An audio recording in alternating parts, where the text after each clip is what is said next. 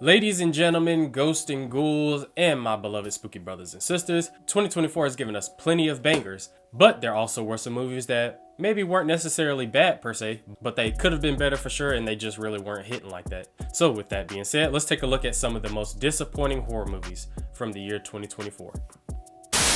Alright, Spooky Gang, let's get it popping. The first movie that was disappointing this year, or first set of movies that was disappointing, comes from one of the most well-known directors in the horror genre, and one of the movies also happens to be directed by his daughter, and y'all know exactly who I'm talking about. We're talking about the Shyamalans. I think both of the Shyamalans missed in 2024, but for two completely different reasons. So, starting out, the first movie that I think missed in 2024 was The Watchers by M. Night Shyamalan's daughter, Aishana Shyamalan. Aishana's movie, The Watchers, just was bad. That's the easiest way I could put it. It was bad overall. I saw this movie in theaters, and everything from reason why the girl was stuck in the woods and had to run to the coop, which is the bunker where she meets Madeline and Georgina Campbell's character, to the reveal of the fairies, to their plotting to escape. It just, all of that was just really flat to me. As shadow figures, I thought that the fairies were relatively intimidating. You know, they had a lot going on with them being like these sleek, black, tall, shadowy figures,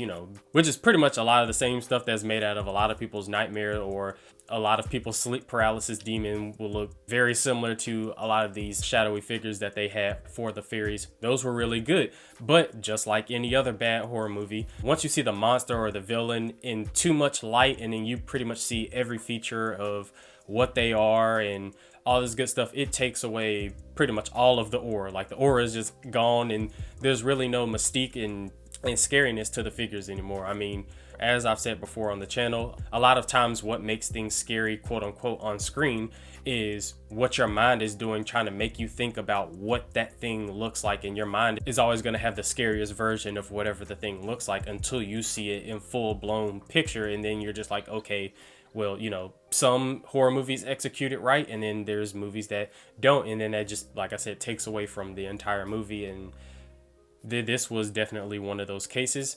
Me and my lady both left the theater and were like just in disarray and just were lost. It's just like we wasted 2 hours of our time on this movie, and just pretty much nothing about it was good. From plot, writing, to the characters were they were just there. And then, like I said, on top of all of that, if your villain or your monster or whatever it is isn't that good either, then I don't know what type of movie you think you have. And now, as far as her father, M. Night Shyamalan, with his movie Trap that came out in 2024, Trap delivered one of the worst lines of the year, bar none. Lost your mind. You should have done this.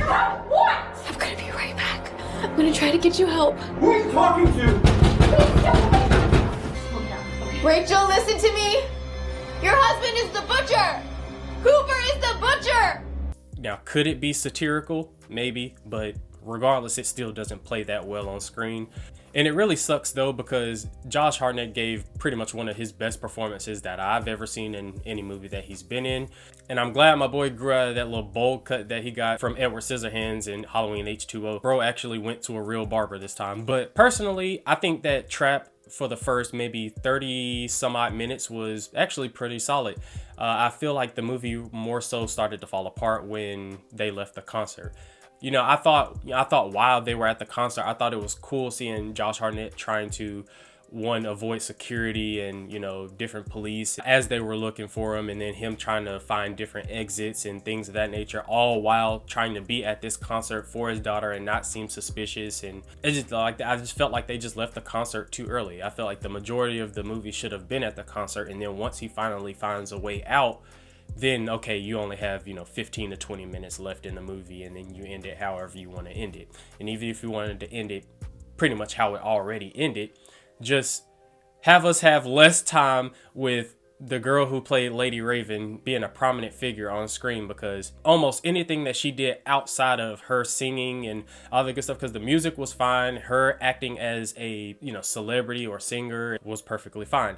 Anything that she did outside of that, I was just like, oh my god, bro, please get her off screen. Like you don't feel any emotion or any remotely good acting prowess from her when it comes to her doing anything outside of being a quote unquote singer or celebrity or artist, whatever you want to call her. Cool character, Lady Raven, cool character, but outside of that, nah, not hitting.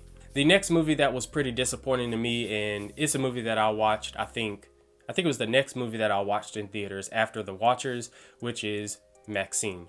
I think Maxine had plenty of potential that was just untapped. I think the Night Stalker angle was really dope. I thought that added a nice little layer to the movie. But the problem is, everything in between that was mid at best. And that's me being nice.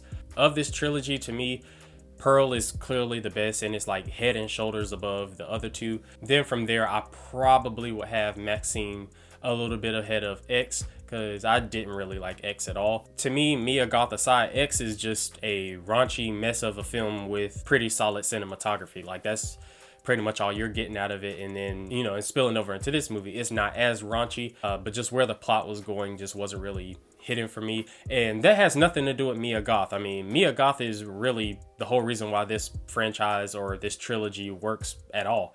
Her acting performances, specifically from Pearl 2, scenes of her having her own little monologue. There are some really impactful scenes where you can truly see her acting prowess, and she for sure is going to be a notable name all throughout horror from here on out.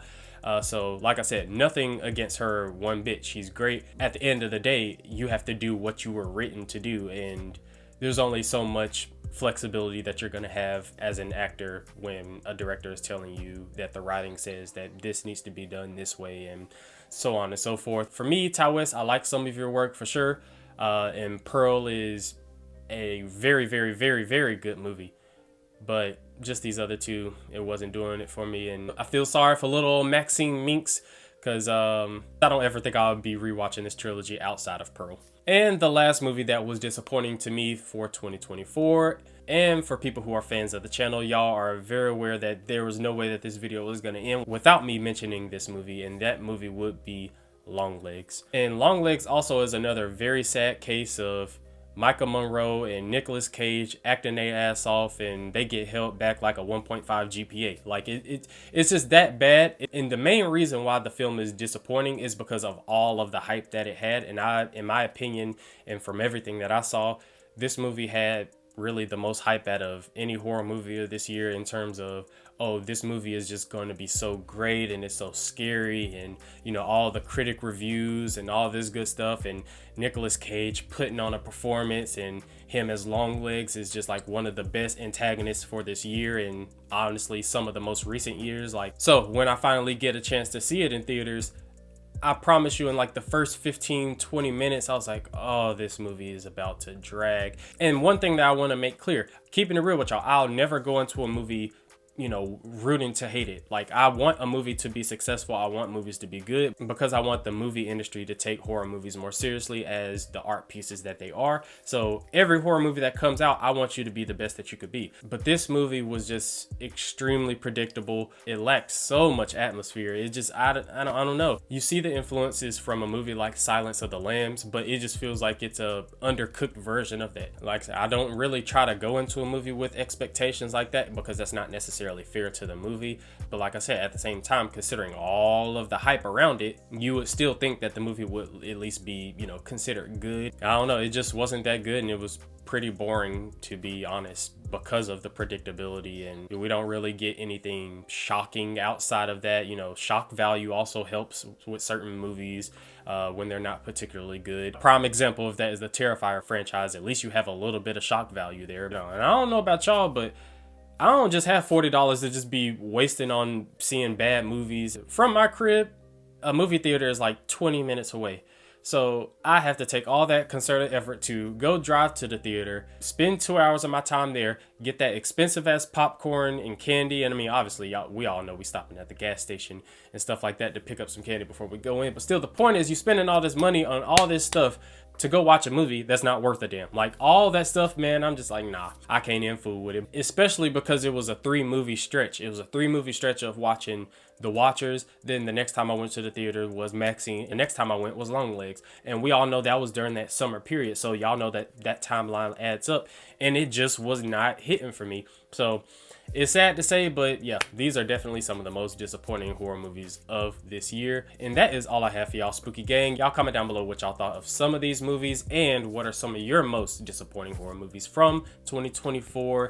2024 overall was a banger year for horror, so I'm not trying to make it seem like these movies just like held 2024 back so hard or something like that, but it's just the case that the hype around the movie that didn't really hit its mark. Sometimes the movie was actually pretty decent, but they failed in the third act, and then sometimes it's a movie that just had an interesting concept and then failed to execute it. Like there's so many different factors that can go into what makes a movie disappointing, and not necessarily making it bad, just not living up to a standard of what it was supposed to be.